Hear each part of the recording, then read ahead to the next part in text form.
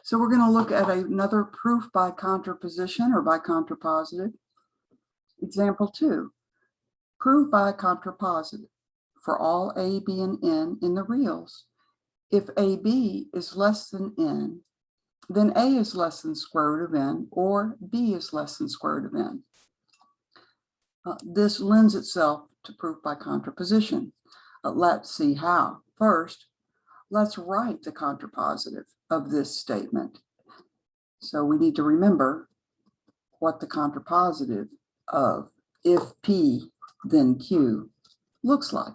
So our P, of course, is AB is less than N. Q is this compound disjunction. A is less than N or B is less than N. So we're going to be writing the contraposition of P implies Q. The variables stay the same. And of course, the contrapositive is also universally quantified because it's another if-then. In fact, it's not Q implies not P. So our contrapositive statement is for all A, B, and N in the reals. Don't change your domain in your contraposition. If, well, we need not Q. De Morgan's law tells us the orals change to an and the negation of each component has to be involved in not Q. The negation of A is less than square root of N, of course, is that A is not less than square root of N. So the negation of Q is A is not less than square root of N, and the or becomes and. B is not less than square root of N. So that is the hypothesis of the contrapositive. Then, well, not P is the negation of AB is less than N, which of course is that AB is not less than N.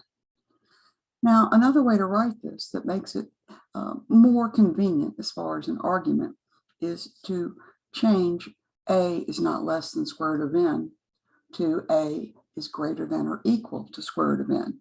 We'll do that for each appearance of not less than. So for all A, B, and N in the reals, if A is greater than or equal to the square root of N and B is greater than or equal to the square root of N, then the product AB will be strictly, well, no, will be greater than or equal to N, not strictly, but greater than or equal to. All right, so that's what we're going to be proving. So in our proof by contrapositive or by contraposition, either one is correct, we assume the hypothesis of the contrapositive statement, which is this, where, of course, we identify our variables.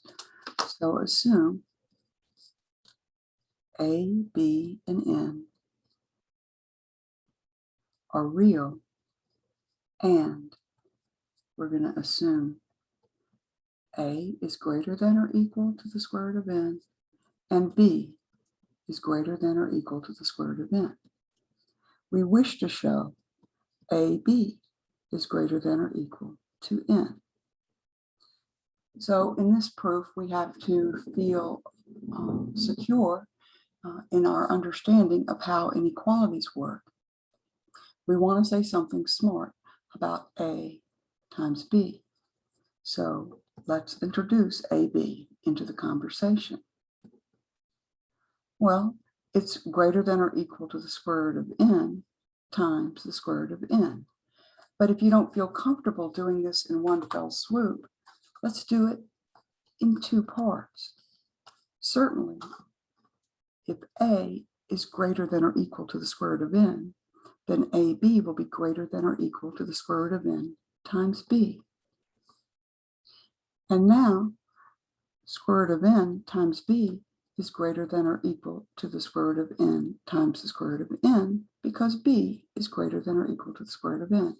And of course, square root of N times square root of N is N.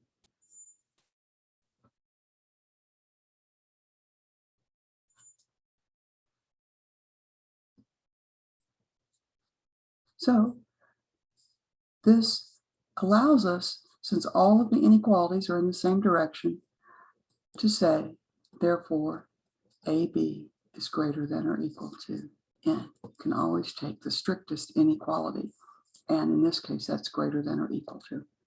And that's what we wanted to show.